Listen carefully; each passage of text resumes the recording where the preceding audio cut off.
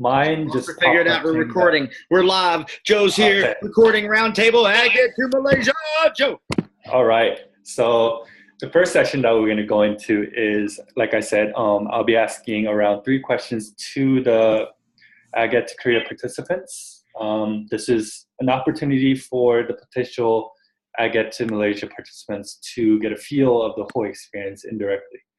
If you have any questions, please hold on to them until the end or till the Q&A session. And anyone from the Get to Korea can speak since we only have limited participants from them.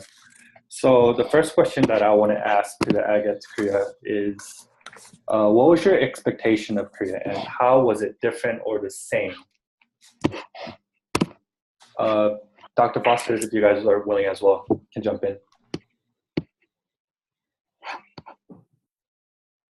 Or we could just make David talk.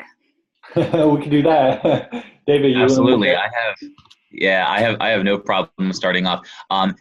Before we went to the Korea experience, we had classes and we had a lot of assignments and a lot of group discussions and 2 books to read as well to learn about Korean culture. And we also had some DIY projects where we sort of got to investigate pieces of the culture, pieces of the education system, and agriculture as well. So the frame was set before us very quickly and very clearly about sort of what we would be entering and what we would be engaging with while we were there. And so we had a little bit of background in culture, education, and agriculture. Not much language, very basic language. I do have to say, though, from doing my Googling and my Wikipedia searches about Korea and Korean agriculture and education, mostly seem to focus around Seoul and the larger cities in Korea. So I had a perception of it being extremely urbanized, and it is in the urban areas. But when you go past those areas, it's parts of the country were very rural, and I had to see that to actually understand that. Because at first I sort of had the perception of the agriculture must be very different, but getting the feet on the ground in the country, the same basic agrarian principles apply. And I don't know why I didn't connect that before I went on this experience, but once I finally did, it really just made me realize that no matter where you are in the world, and even if you're connecting virtually and you're not actually going to the country, the same basic agricultural principles apply and the same educational principles apply. And I'm sure that's a question that's coming up about how immersive the experience was. We actually had the opportunity in Get to Korea to teach in agricultural education programs in Korea. And that was sort of the most overwhelming experience. Was my takeaway was I thought it would be quite different, but in actuality ended up being quite similar to what we experience in agricultural education on a daily basis. Thank you. Dr. Foster, do you guys want to add anything? I want to ask Dave a question. Could you talk about that teaching experience a little bit more? Like, who were your partners and how did you pick out a topic and what was the topic and how did that work since you're teaching in a Korean classroom? You got it. Absolutely. So we went into the classrooms in trios, and it was an undergraduate. I was paired with an undergraduate student from Penn State, and I was paired with an undergraduate student from Seoul National University. And I went in sort of as a co-teacher mentor role with these 2 undergraduate students. And it was, in terms of picking a topic, we really focused on agricultural literacy and agricultural awareness. And we decided to connect via food because I believe we did a lesson on food miles. How far did your food travel? And creating that agricultural awareness because everybody eats. And we use that in our agricultural education classrooms. And we were able to create a lesson together. We refined it, we practiced it. And then the 3 of us actually presented that lesson 3 different times to 3 different classes of Korean high school students who were all enrolled in agricultural education programs in their respective schools, but we became guest instructors in their classroom for a day. And it was an incredible experience to be able to, as a teacher, collaborate with undergraduate students. And I learned just as much, if not more, than the undergraduate students did. To clarify the matters, Seoul National University was the hosting university. So we had students, I was part of the member for Seoul National University that hosted the Agate to Korea. And we provided students, undergrad students, to, I guess, partner up with American students and teachers to interact both for language purposes as well as cultural purposes. Anything else that you want to add, Dr. Foster, or should we go to the next? I can go to the next question if you guys don't have anything. I think that the context and everybody, if you think about, well, how's this unique from another trip maybe that I've been on, Kylie, from a different discipline, or Darla, is that very strong focus on the context of school-based ag education. And so that's not something that we run away when we talk about how does that delivered and addressed, and that's something that we plan on carrying forth to Ag Ed Malaysia to you as well. From an instructional design standpoint of like, it's really important that you get to meet, engage, and talk to your counterparts in the host country that we're visiting, and then how they attempt to deliver that mission on a day-to-day basis. Yeah, and just to tag on to what these folks are saying about the co-teaching episode, one of the most interesting reactions from these co-teaching episodes that we saw, it wasn't from the students, it was from the teachers. And the teachers were just so surprised at the way that we engaged the students, and they kind of thought like, you know, they were a little bit scared of having these really interactive lessons, and they thought like everything was just going to go completely out of control. And, you know, they were just happy and surprised, and, you know, wanted to talk to us more about some of the techniques that they saw the teaching teams use. Okay, thank you for sharing. The second question I want to ask David is briefly describe the length of the experience from preparing for the trip, staying in Korea, and coming back to the States. Sure thing. We began prepping for the trip. The trip itself took place over 6 weeks in June and July over the summer, and we started preparing for the trip in January. We had weekly assignments, or we had, I believe it was monthly assignments, and we had every other week meetings prepping up for that. And it was all outlined in sort of a syllabus that was presented to us at the beginning. So we knew the time commitment going into it in terms of the reading and the prep work and the Zoom and the conference calls that we had to attend in preparation for that. And then in terms of actually leaving for the trip, it was a 6-week experience abroad. It was a 4-week experience abroad. It felt much longer than that 4-week experience abroad. But prepping for that was much different than typical global experiences that I had previously, because you really have to think and plan ahead for an experience like this. And it's not something that you pack your bags for the night before.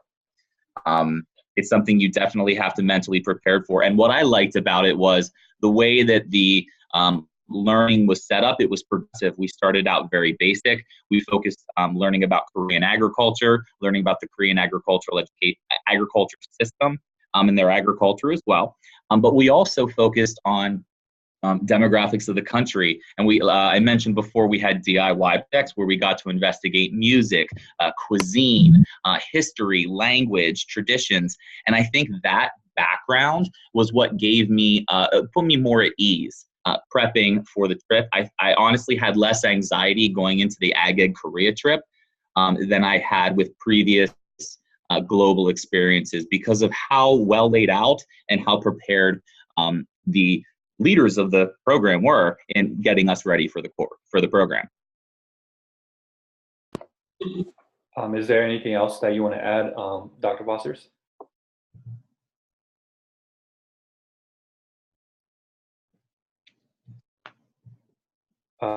Sarah, are you on right now? I am. Can you hear me?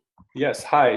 Sarah is also one of the participants to Korea, and if you can, I just asked David a question about the experience, and if you mind sharing,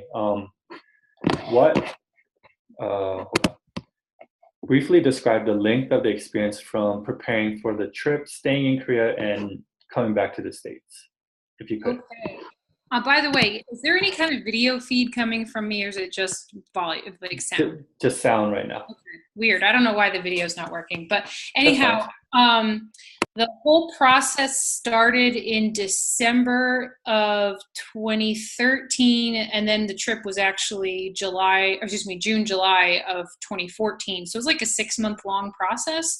And the preparation time we spent was doing the online course that we had with UF and Penn State, doing online Adobe Connect meetings. And that was really useful for getting us acquainted to the culture of South Korea and what the current political atmosphere was, learning about the climate, customs, what's the expectations in business and informal settings. And so that was like once a week, I think, for 2 hours. I can't remember. And then as we got closer, there was a lot more preparation on my end in terms of getting ready to go, because I think I was the only currently teaching teacher that was still in school. So I actually missed the week of finals when I left Korea. So I had my coworkers covered doing final exams. But then, like, actually in country, it was a solid month. But leading up to it, it was probably once or twice a week devoting time to prepare for the trip. And to clarify for everybody, on that trip, we had 8 teachers. We had 3 from Florida, 1 from Connecticut, and 4 from Pennsylvania. And so we were using that connection to share and work through it. Yep, and I'll also share, Joe, when I re-listen to your question, I want to share about the time commitment afterwards. Hey, Sarah, we got your video now. Yay! And when we were in Korea, we actually spent time preparing lessons and preparing experiences for our agricultural students that then we took back into our classrooms. And we set goals while we were there of how frequently and how immersive we wanted to be. Obviously not being able to take students to Korea ourselves, but to be able to use virtual opportunities and materials and experiences that we had garnered while we were on that trip to teach our agricultural students global competencies and to develop them globally. And there was some time required with that, with your typical unit and lesson planning, depending on whatever goals we had set. And I know it was my goal that in whatever unit I was prepping, no matter what the agricultural education course was, I wanted to have some type of global competency development taking place, some type of global immersion taking place. So there was some post work as well as preparing to present at the NAAE conference. We presented there as well what we had learned and about global experiences. Okay, thank you for sharing your experience. And the final question that I would have, I guess Sarah answer first, is how did the experience in Korea impact your teaching? Well, that's a good question. For me, I really became more intentional about incorporating appeals to global agriculture in all my classes.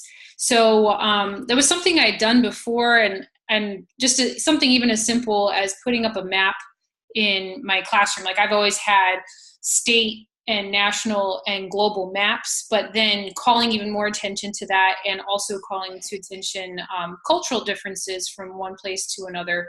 So I ended up teaching for one final year before I left to come to graduate school. But in that 1 year, I became a lot more cognizant and focused on meeting those global competencies, whereas before I perhaps wasn't as explicit about doing so with my students.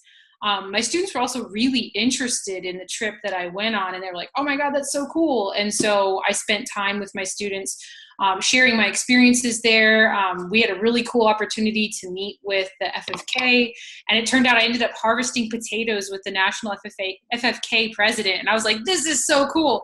And so my students thought that was really neat too. So even just broadening their horizons about how there's other career technical student organizations in other countries that are parallel organizations to the FFA, they thought that was really neat. And so that kind of helped broaden their horizons about more than just agriculture in the United States or FFA in the United States, but that there's other places around the world doing the same thing, but focused on their industry in their country. David, you want to pitch in? Yeah, absolutely. Sarah did a phenomenal job of addressing the classroom laboratory-based instruction and the FFA, FFK.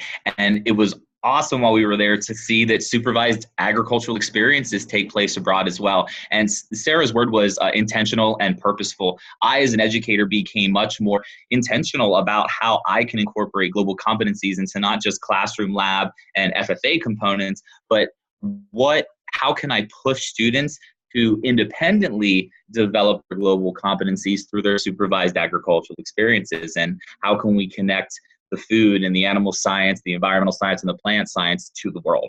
And that's how I grew matured through that experience.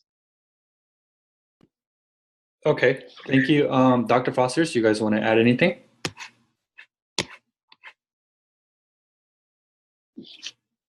Okay, if not, I would, at this time, I would like to talk about the host side of the experience.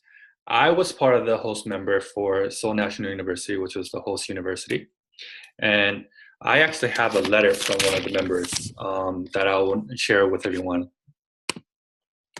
So her name was Misan Kwak. She was the senior planner and the organizer for the trip or the program itself. And here's a letter. Hello, I am Misan Kwak of Seoul National University in South Korea. How is everyone? Hosting AGED to Korea was an opportunity for us to reorganize Korean agriculture education, especially by working with all the professors for agriculture education or AGED to Korea. I wondered how the program will plan out, whether if the participants saw this and how they'll feel about it, how they'll react to it. Would they like the program we planned, or would they be curious about these subjects, etc.? The reactions I would see from the participants excited me and motivated me. Although the time you spent in Korea was short, hopefully the time you spent with us in Korea was meaningful. We tried to show Korean agriculture education both in secondary and post-secondary education in Korea. For the participants that visited us for the first time, I wonder what kind of impression we and Korea as a whole left you. Hopefully a good one. I always felt free yet positive energy that was emitted by the participants. It might be a cultural thing, but nonetheless, I really admire the overall atmosphere of the participants. What I really enjoyed and admired about the participants was that everyone was so active.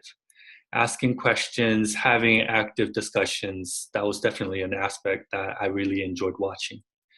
Although it was a short time and I always had trouble making conversation due to my short English language skill, I enjoyed our time together and was sad when you all left.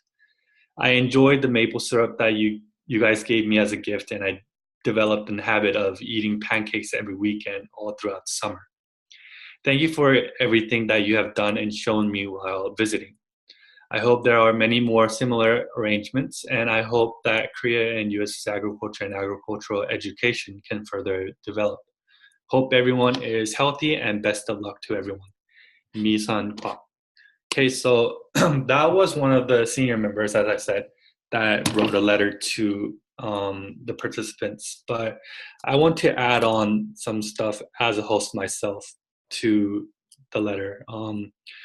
The impression that I had, I grew up in the American culture, but I was also I had some knowledge about Korean culture, and one of the things that Koreans, or maybe a lot of the Asian countries, appreciate is that first approach. Not many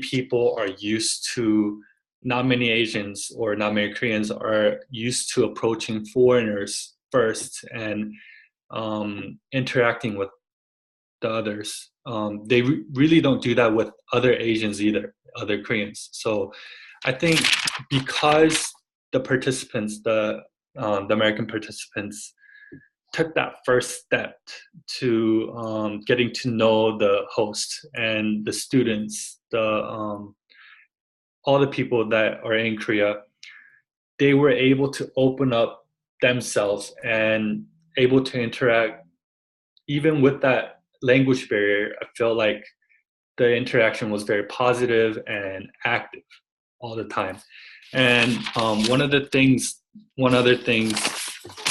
I guess, that as a host we worried about was how the participants would react to the program.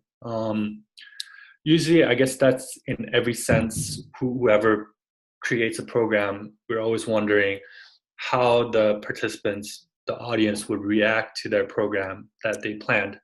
And if the participants, even if it was a very bad program, if they give a very positive feedback, or if they give a feedback in general, I think that's a very positive interaction between the two cultures, whether that be Malaysia or Korea. And for future reference, I feel like that just getting to know the person in itself is a very different experience that you'll not have in the States, especially because you're in a very different setting with people that you really don't know that much. But getting to know them itself is a very good experience in itself. That's it for me as a host.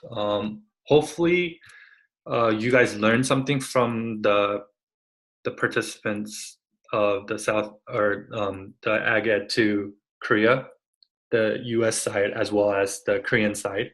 At this time, if any of you guys have any questions or comments, either about the program or to the participants or to the host, me, this is an open floor, so feel free to ask away.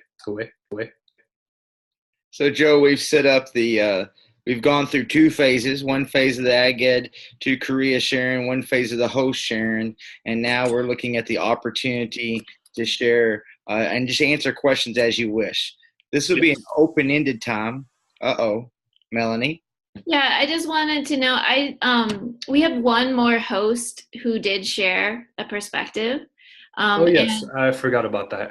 Yeah, no problem. I got your back, Joe. Thank you.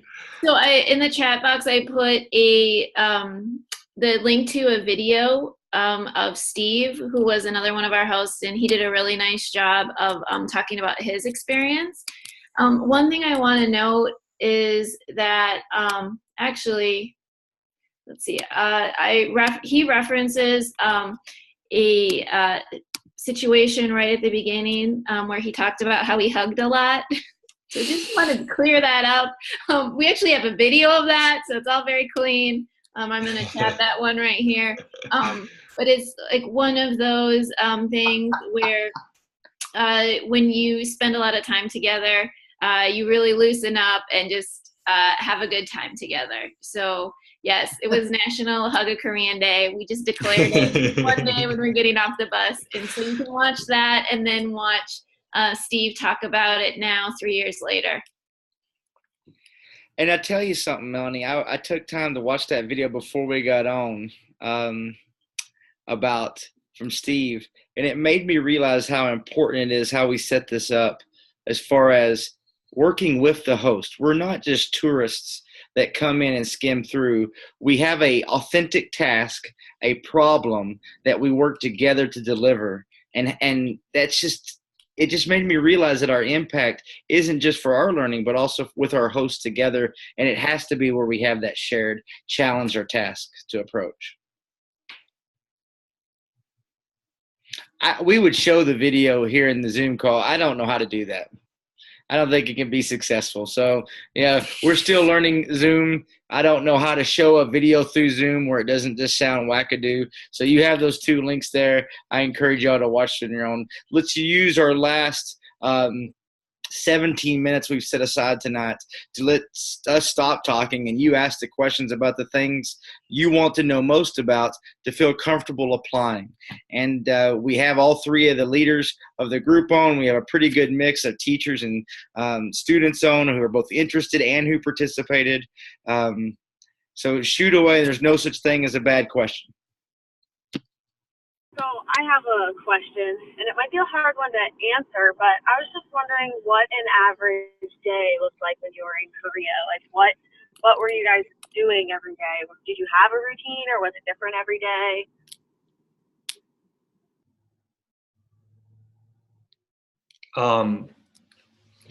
Sarah or David, do you want to answer that? Yeah, sure. So every day, it depended on where we were. Much of our time, the first 3 weeks, or 3 of the 4 weeks, we were based out of Seoul at Seoul National University. And we would usually begin our day with, well, the first week we had Korean language instruction every day, which we did abysmally at. I felt terrible for our teachers, but we spent all day, every day for the first week learning Korean and practicing Korean. And then after that, we really started to become much more focused on developing our lesson plans for our trips to various agricultural high schools in Korea. And so that's when we started to work with, like, as a current teacher, I was paired up with a current pre-service American student as well as a Korean student. And so we had some time in the afternoons that we worked together to coordinate those lesson plans. Some days we did touristy things and we went to different cultural sites. Other days we were traveling, where we spent almost a whole day going down to Gwangju, the southern end of the peninsula. But every single day ended with a reflections, which was led by different people in our group. So we rotated around with, I think it was always a student paired with a teacher to lead a reflection. And so we were very specific about what did we learn that day, how did it align with our objectives that we had set for ourselves at the beginning of the trip, and how is that going to, like, how did we take what we learned that day, how are we going to apply that in our current classroom or future classrooms. So there was always food throughout the day. We never went hungry, ever. I think that we paid for our own meal maybe 3 times the entire month, but every other time there was a pretty specific itinerary. We did have a few days to ourselves here and there, but most of it was planned with learning activities, teaching activities, or learning activities within the culture of Korea. Yep. And add to that, we had some virtual assignments as well. There was a schedule set ahead of time where we were paired with a teacher with a student. And we had blog assignments that were due, and we knew the deadlines well in advance. It was all laid out. And a lot of times that was the time in the evening was free, but you also had your assignments, and there was time set aside to do that. And we also had a weekend off, and we knew that in advance, and we had 2 whole days to explore Seoul on our own. And it was awesome because we knew when those dates would be, and we actually had the opportunity to research our own things that we wanted to do. And that was a phenomenal bonus. Thank you. Is there any other questions that you guys, or if Dr. Foster, you guys want to add anything? I want Melanie to speak because I give her credit for that, about the intentional planning of that weekend, Mel. I'm sorry, are you talking about the free time? Yeah, well, so as a self-proclaimed introvert, I know that spending a month being on all the time is really hard. And you know, we did spend much of every day, you know, outside of our culture, surrounded by a different language, doing things that were different and maybe out of our comfort zone. I mean, I'm a pretty adventurous person, but like, I just felt like every meal was an adventure. Like, you know, it wasn't bad. It just, everything was different. And so I think that it's really important to have time to process all of this, because if you're just so busy that you can't remember what's happening, or you don't take time to reflect on it, it's really not as valuable. So just making sure that people have that time to reflect, but also time to do things that they had researched and they wanted to do. And one thing that nobody's talked about, we did have a student who did his do-it-yourself project on a location in Korea called the Aquarium, which he had done his project on, like wildlife in Korea. That was his interest. And then we actually ended up being able to go to that place. So it's kind of fun when your research about a place actually pays off. And so we were just trying to keep it a little bit flexible, so there's space for those types of things to happen. Absolutely. And Melanie shares the formal research that went on ahead of time. Me being the extrovert, I researched the best dance clubs in Seoul, Korea. And I visited all of them because that was what I wanted to do. Seoul is known for their clubs. And I did my research ahead of time, and not always during our free time, sometimes some very late nights. I made sure to explore the Korean K-pop culture. David has been on the subway at every single hour that it was. Every single line, I rode them all.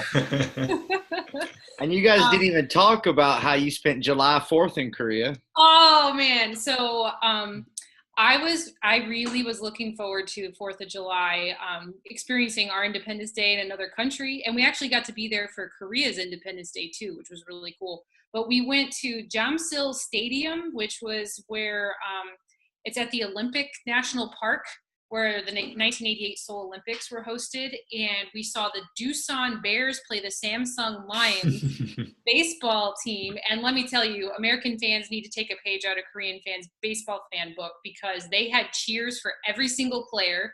They had cheerleaders for both teams. Like, there was a lead male cheerleader, and then there were 4 female cheerleaders, and they had like different cheers for every single play. And even if it was a foul ball, the crowd went crazy.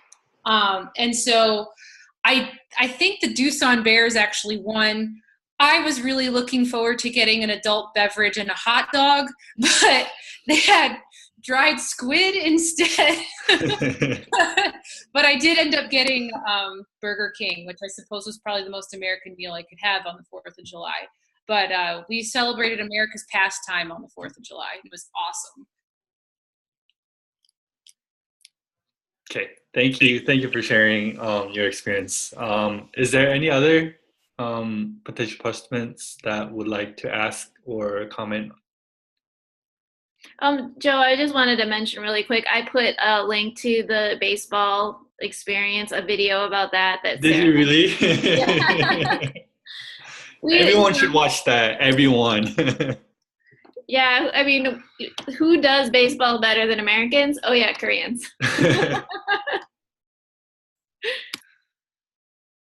Is there anyone else that has any questions for any of the former participants to Agate to Korea or the faculty members regarding program itself? I actually have a quick question about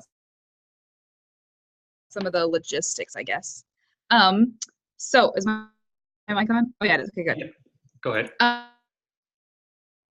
What I was wondering was, so you talked about doing classes and research in the spring. What does that look like from like a technical aspect? Like, when is it? What times of the day? Like that sort of thing. Just thinking about teaching and also prepping at the same time. What does that actually look like?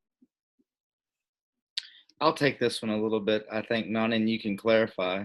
To be quite honest, we are still working through those conversations with our in-country partners. But the way that it was designed, and what I'm hearing and responding to, sometimes I get distracted. Like I saw that Tess wanted the links, and I hope that Tessa just emails me, and then I can send her all the links that were shared. Anyway, the preparation was truly teaching the way we did it in Korea, and we're working through with our partners, is that they designed one topic, one lesson that was delivered 3 different times. So with those partners at the very beginning, they set aside a day and a half or 2 days where they got to plan and prep, and then they were just ready to go and say, okay, you're going tomorrow, you're going to be teaching, and do you have all your supplies to go? And then you got there and taught. So I'm responding to what was the prep look like versus the teaching. We know that we're also talking about doing a better job of prepping our 12 participants. There's 6 teachers and 6 students, as always being ambassadors of agriculture education and the United States, of being ready to go with their a different variety of presentations. Like, here's my 3-minute talk on I'm from Iowa, and this is what happens in Iowa. Or this is our 5-minute introduction to school-based ag education, or my 1-minute introduction to Iowa State or Penn State. So we're going to play around with those before we go and make sure that all team members have equal obligation and responsibility. Did I get to the notion, Melanie? Is there anything? She's usually much clearer than I am.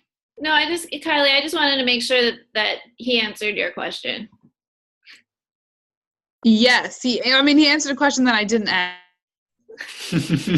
but also, yes, that was useful information. So what does it look like in the actual school day? Like, I'm teaching, obviously, and spring is the busy season when we have competitions. So how do you, I guess somebody who's taught and done this, how do you is it time consuming? Can you plan and teach at the same time? Or what did that look like as far as that? So you're talking about in the spring, preparing to go, and the pre-departure course, and yes, yeah. Okay. The pre-departure stuff. Okay, that makes more sense, Kylie. I'm sorry. And I do want David Bittner to answer, because Iowa and Pennsylvania's ag ed calendar actually lines up very similar to be the same type. So, David, what I want you to speak to, what was it like being an ag teacher delivering a total program in the spring before you left to go to Korea? Well, it's crazy and busy as always, but the complete schedule was handed out ahead of time, and you just had to allocate your time appropriately. When we had the Adobe Connect meetings, for example, we knew that they would be 60 minutes or 120 minutes long, and the facilitators were very respectful of our time. And as long as we were prepared with what we needed to have ready to go for that session, the amount of prep work was essentially the amount of time you had to put into making that assignment. I didn't find it as challenging as, for example, taking a graduate class in the spring. But at the same time, there was a certain amount and hours of time that had to be invested in preparation for these activities. But I didn't find it super stressful at all. In fact, I found it enjoyable, especially with the DIY, the do-it-yourself projects that we had built in, where we had the opportunity to explore something of our own interest, like dancing and music, and that made it fun and engaging. I know our intention was to basically give you an excuse as an ag teacher of, oh, I have to do this for the trip, when we all really love it when we have time to geek out on something. So that's the notion of a DIY, is they give you the opportunity to have an excuse or a reason to study something intently for this experience. Sarah, I don't know Connecticut's ag ed calendar, if you will. What do you want to share about what it was like to teach ag in the spring as you went through preparation? And if I recall correctly, we left in June, and so this trip will be leaving a couple of weeks later than we did Korea, so there'll be extra buffer time in there. So Connecticut's spring is just as crazy as everyone else's, and our planting time is right around the same time that Pennsylvania's would be, and my teaching load was one where we were doing a lot of work with planting our garden outside, and we can't safely plant until the end of May, mid to late May. So the last few weeks leading up to the actual trip were insane for me in terms of regular ag ed stuff. But by that point, the course had already ended, because the preparation course went from January until April, because it followed the regular spring semester schedule of Penn State and UF. So for me, 2 hours a week for preparation in terms of being actually in the Adobe Connect meetings, and then maybe an hour or two on top of that to prepare for it, really wasn't something that I felt like was preventing me from being able to do my job as an ag teacher. It was something I really looked forward to doing. I was really involved with making maple syrup when I was living in Connecticut, and so I brought my book about Korea into the sugar house, which gave me something to do while I was boiling sap for several hours at a time, besides paying attention to the temperature on the pan.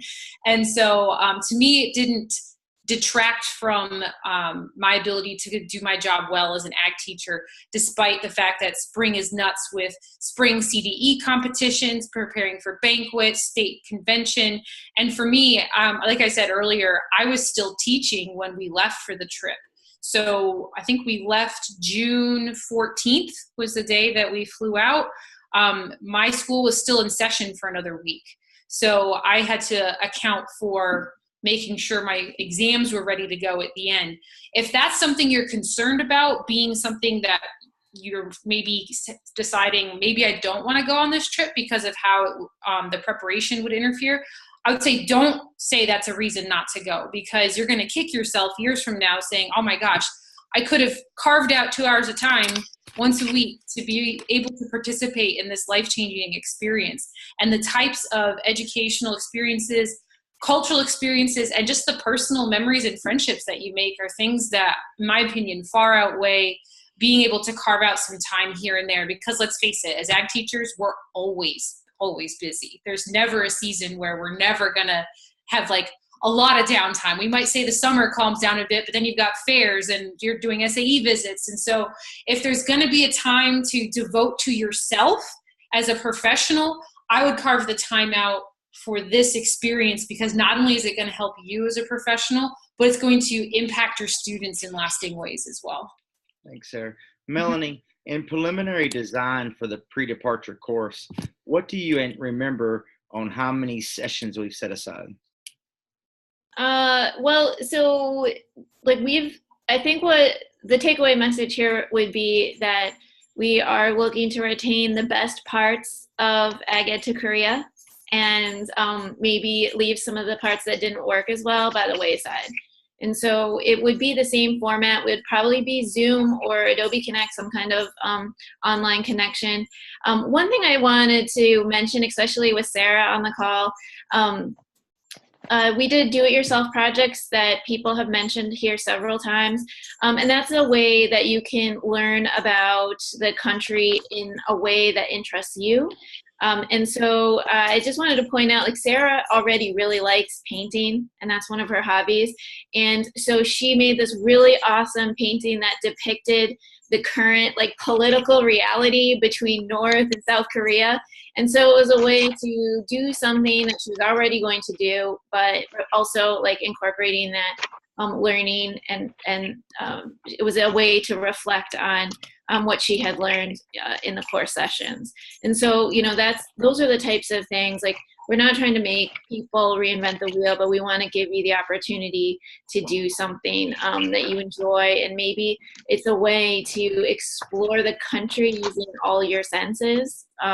So, you know, while Sarah's creating great art, David was making bulgogi at home, you know, so he's making Korean recipes, you know, and experimenting with that. So, you know, it's, while I think, you know, I had a great experience as well.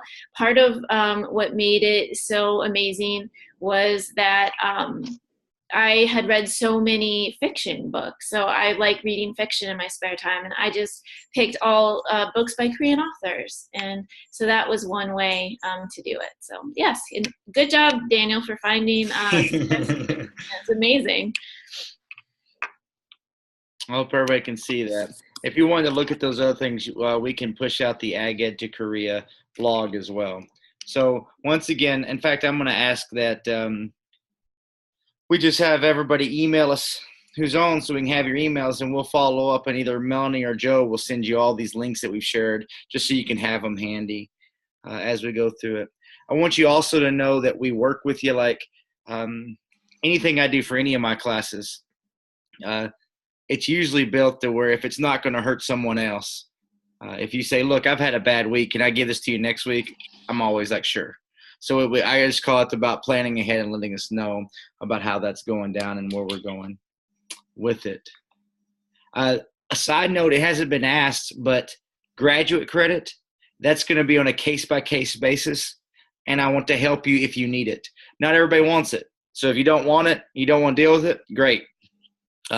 Pay the trip cost. We've got it set up now where you don't have to take graduate credit. Expectations would be the same because all participants will have the same expectations, but you don't have to go through the process of earning it. You want graduate credit. 2 options. 1, you work through Penn State and me, glad to do that. But if you're from out of state, like if you were in Iowa, I have a feeling that Iowa State's going to be cheaper, just how it's going to work out. So I would probably work with Mike Rotalick or Scott Smalley, and you would do an independent study through Iowa State, and we would you'd probably have me evaluate it and give them the grade, and we just work it out that way. But know that we're very flexible for working out. I think Brad's going to pitch in something about graduate credit because he came on with his video as soon as I started talking about it. Yes, and we've done that in the past when we've done Ag Ed Academies. You know, you can get relicensure credit through Hawkeye if you need, but then if you want to get the grad credit, they just set up an independent study, and we've run graduate credit through Hawkeye through Iowa State before, so that's not an issue. Any other questions? I'm trying to think of things that would scare people. Obviously, if you guys logged on, you're kind of already bought in some. So it's a select audience. Don't ever be afraid to talk about money. Money's real. That's why I don't mind putting that out there. We have to plan. So $8,000 is what Melanie said. It figures per person. $3,150 is what we're having you pay. The first payment's going to be due, Melanie, what did we say, December 15th? And that's going to be $1,000. And then the second payment's going to be due February 15th. I'm just kind of guessing around February. You're muted, Melanie. Nobody can hear you except me because I'm in the same house and I hear your voice coming down. Oh, there you go. Okay, guys, check the website on the all the dates. I think they're slightly more accurate than what Daniel's saying, but thereabouts. So we're trying to be real honest, and then that last payment at the end. Money that I'd want to have on hand that wasn't included in the program fees is that weird miscellaneous funds when you're like traveling and you just want to buy a coat or you want to buy some special souvenir. Melanie, we haven't even talked about this. If someone said, how much discretionary money should I plan to take to have the experience, what would you say? Melanie did a what do you call it? A pilot, not a pilot test, scoping visit to Malaysia before Korea. In fact, it was as we were trying to set this up. So she has a much more better idea as far as cost and layout of what the economy is there. Yeah, well, I will tell you, I'm a little bit hesitant to say because I do need to look at the amount of free time that we give participants. Sure. And that will really give you the opportunity to spend more of your money when you have more free time. But keep in mind that there are things like laundry, which was kind of a little bit more higher than expected in Korea. Kind of things like that you like forget, like, oh yeah, I need to do that to survive. And so I would say no more than $200 a week. That would be my estimate. It just really depends on how much you spend and how much trouble you want to get into. We've heard that there is, for example, Uber in Malaysia, but you have to pay in cash. Yeah, that was funny. Uber in Malaysia, they don't take credit card. I don't understand how that works, but that's what they told us last time. But I love that. And if someone were to ask me, I would say, if I was talking to family and asking them to contribute to a Christmas gift, I'd say, look, I need $4,000 and I get to be gone to Malaysia for a month.